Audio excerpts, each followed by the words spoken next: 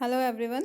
Our today's topic is Internet Protocol TCP/IP, Transmission Control Protocol and Internet Protocol. तो ये वाला वैसे मैंने क्लास में आपको बता दिया था, बट मैं इन शॉर्ट मैं आपको एक फटाफट सा एक रिव्यू दे देती हूँ मैं आपको कि इसमें क्या होता है। TCP/IP एक्चुअली क्या होता है, ट्रांसमिशन कंट्रोल प्रोटोकॉल होता है।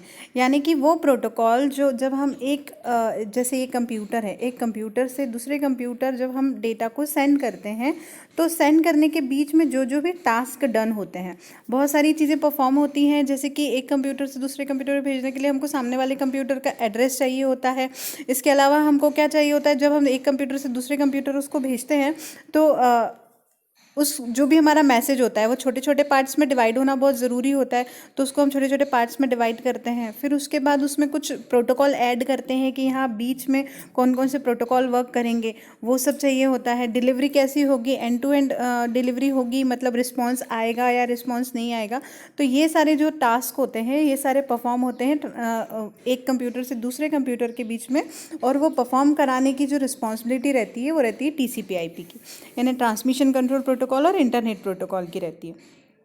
तो इसमें 4 लेयर जो होती है वो मेनली वर्क करती हैं। फर्स्ट होती है link layer, internet layer, transport layer, application layer. अब आप लोग सोचेंगे कि ये लेयर क्या होती है।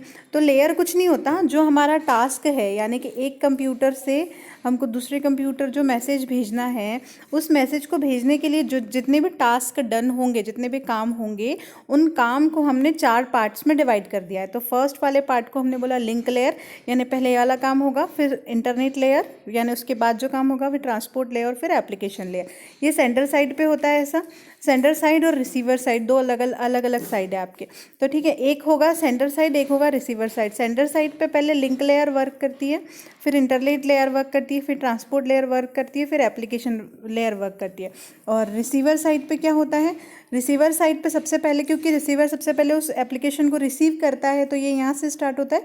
तो रिसीवर साइड पे पहले एप्लीकेशन लेयर वर्क करती है, फिर ट्रांसपोर्ट लेयर वर्क करती है, फिर इंटरनेट लेयर और फिर लिंक लेयर। ये इस तरह से वर्क करती है। तो पहले हम देख लेते हैं लिंक लेयर का क्या काम है। लिंक लेयर जो होती है, लिंक लेयर को हम होस्ट लेयर भी कहते हैं। होस्ट लेयर मतलब क्या होती है, ये जो लेयर होती है, इस लेयर पर क्या होता है कि जो हमारा सिस्टम रखा होता है, जैसे ये हमारा कंप्यूटर है, तो ये यहाँ पे क्या करती है, जो भी आपका एड्रेस होता है पैकेट का, ये पैकेट है, तो इस पैकेट के अंदर ये डाटा है। ये फर्स्ट वाला पैकेट है, ऐसे बहुत सारे पैकेट बनेंगे। तो फर्स्ट वाला जो पैकेट है, अब इस पैकेट में एक तो हमने डाटा रखा है, और दूसरा हमको क्या रखना पड़ेगा, एड्रेस रखना पड़ेगा। तो उस एड्रेस के लिए जिस पोर्शन के में रिक्वायरमेंट होती है उसको हम बोलते हैं हेडर।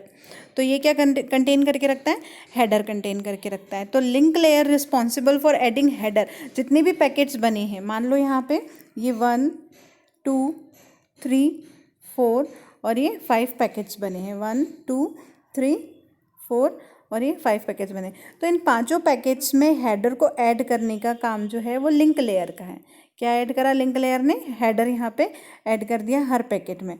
तो पैकेट में ये डाटा है और ये साथ में हेडर है। हेडर का काम क्या है, एड्रेस को स्टोर करना। किसके एड्रेस को, रिसीवर के एड्रेस को, जहाँ पे ये जाना है उस रिसीवर के एड्रेस को स्टोर करने का काम है हेडर का। तो ये उसको हेडर को अटैच करने का काम करती है लिंक लेयर। फिर उसके बाद आती है इंटरनेट लेयर। इंटरनेट लेयर का काम क्या है, अगर हम समझे ध्यान से, तो यहाँ पर देखो, इंटरनेट लेयर जो होती है, इंटरनेट लेयर जो हमारा डेस्टिनेशन होता है, डेस्टिनेशन का जो IP एड्रेस होता है, इसका नाम ही क्या है, इंटरनेट लेयर। तो यहाँ पर जो IP है, इंटरनेट प्रोटोकॉल, वो वर्क करता है सबसे पहली चीज़। तो इंटरनेट लेयर पे इंटरनेट प्रोटोकॉल वर्क करता है। इंटरनेट प्रोटोकॉल वर्क इसलिए करता है क्योंकि ये जो लेयर होती है, ये रिसीवर साइड पर जो हम एड्रेस डालने वाले हैं उसके IP एड्रेस को ऐड करती है, यानी उसके IP एड्रेस का पूरा जो है डॉक्यूमेंटेशन करके रखती है, और उसके IP एड्रेस को ऐड करती है। IP एड्रेस को ऐड करती है, इसलिए इसको हम यहाँ पे, इसलिए कौन सा प्रोटोकॉल यहाँ पे वर्क करता है, IP प्रोटोकॉल, यानी कि इंटरनेट प्रोटोकॉल वर्क करता है। और दूसरा ये डिसाइड करती है और कि कौन से नेटवर्क में वो जाएगा, यानी कि लोकल एरिया नेटवर्क में जाएगा, कि वाइड एरिया नेटवर्क में जाएगा, कि वो मिडिल एरिया नेटवर्क में जाएगा। तो ये इंटरनेट लेयर का ही काम होता है कि उसको देखना, मैसेज में ये भी देखना। IP एड्रेस से तो ऑब्वियसली बात है कि वो IP एड्रेस से समझ में आ जाएगा हमें। फिर नेक्स्ट होता है ट्रांसपोर्ट लेयर। ट्रांसपोर्ट लेयर जैसे कि नाम से समझ में आ रहा है ट्रांसपोर्ट करने का काम करता है। तो जैसे ही एक जगह से जैसे कि ट्रांसपोर्ट का मतलब होता है यहाँ से वहाँ सेंड करना, ऐसे ही जो TCP IP होता है, तो जैसे हमने देख लिया इंटरनेट प्रोटोकॉल जो होता है वो क्या करता है कि उसको पता चल गया कि वाइड एरिया नेटवर्क का मैसेज है, IP एड्रेस है उसका, और IP एड्रेस इंटरनेट का है, इंटरनेट में वो जो कंप्यूटर है उसका है, तो उसको ट्रांसपोर्ट करना है, यानी एक जगह से दूसरी जगह भेजना है। तो ये ट्रांसपोर्टेशन का इंतज़ाम करती है। तो उसके लिए यहाँ पे दो प्रोटोकॉल वर्क करते हैं, एक TCP और एक UDP, दो प्रोटोकॉल वर्क करते हैं। तो TCP का फुल फॉर्म तो आपको पता है, ट्रांसमिशन कंट्रोल प्रोटोकॉल, और UDP का फुल फॉर्म होता है यूज़र डाटाग्राम प्रोटोकॉल। इन दोनों में डिफरेंस ये होता है कि अगर आपको एक सिस्टम से दूसरे सिस्टम डाटा सेंड करना है, और अगर आपको रिलायबिलिटी चाहिए है कि यहाँ से आपने जो डाटा भेजा है, जो अपने पैकेट भेजा है, उसका आपके पास जैसे ही रिसीव होए आपके पास रिस्पॉन्स आए कि यस हमको ये मैसेज मिल गया है, या नो हमको ये मैसेज जो है वो आधा मिला है, आधा नहीं मिला है। तो अगर हमको रिलायबिलिटी चाहिए तो हम किसका यूज़ करेंगे, TCP IP का। TCP प्रोटोकॉल जो होता है वो रिलायबल प्रोटोकॉल होता है। रिलायबल का मतलब होता है विश्वसनीय, वो प्रोटोकॉल होता है, मतलब जिस पे विश्वास किया जा सकता है। विश्वास क्यों किया जा सकता है, क्योंकि ऑब्वियसली बात है कि जो जिसका रिस्पॉन्स आ रहा है वो क्या है, रिलायबल है। ठीक है। अब UDP का मतलब होता है यूज़र डाटाग्राम प्रोटोकॉल। तो ये जो होता है जब हमें बहुत फास्टेस्ट डिलीवरी चाहिए होती है, बहुत फास्ट होती है UDP की डिलीवरी, TCP के कंपैरिजन में फास्ट होती है। TCP थोड़ा सा स्लो भेजता है क्योंकि वो रिस्पॉन्स का वेट करता है, और यहाँ पे रिस्पॉन्स होता ही नहीं। यहाँ पे एक डाटा गया, आपको फास्ट से कोई पैकेट भेजना था और आपने भेज दिया। अगर आपको बहुत फास्ट डिलीवरी चाहिए तो आप UDP का यूज़ करोगे, जहाँ रिस्पॉन्स नहीं आता। यहाँ पे कोई रिस्पॉन्स नहीं मिलता है कि आपका डाटा गया है, आधा गया है, पूरा गया है, कोई एरर है, एरर फ्री है, कुछ भी पता नहीं चलता। तो वो होता है UDP। तो डिपेंड करता है, कभी अगर रिलायबिलिटी चाहिए है तो और टाइम चाहिए तो TCP का यूज़ करेंगे, और हमें लगता है कि अगर हमारे पास टाइम कम है और हमें फटाफट बस भेजना है, चाहे पहुँचे नहीं पहुँचे, तो हम रिस्क लेकर अगर हम भेजना चाहते हैं तो हम UDP का यूज़ करेंगे। तो ट्रांसपोर्ट लेयर पर ये दोनों प्रोटोकॉल TCP और UDP वर्क करते हैं। फिर नेक्स्ट है एप्लीकेशन लेयर। तो मैंने जैसे बताया था, एप्लीकेशन लेयर जो होगी, ये एप्लीकेशन लेयर कहाँ पे होगी, ये एप्लीकेशन लेयर होगी यूज़र साइड पे। ठीक है, यानी कि जो व्यक्ति रिसीव कर रहा है सबसे पहले वो एप्लीकेशन लेयर पे वर्क कर रहा है। तो ये जो लेयर होती है, ये इस लेयर का जो मेन काम होता है वो काम होता है डेटा को रिसीव करना। डेटा को रिसीव करने के बाद उसको एग्जामाइन करना और प्रोसेस करना। मतलब अब प्रोसेस करने में क्या आएगा, तो सोचो कि जब यहाँ से डेटा निकला था तो 1, 2 और 3 पैकेट में निकला था, 1, 2 और 3।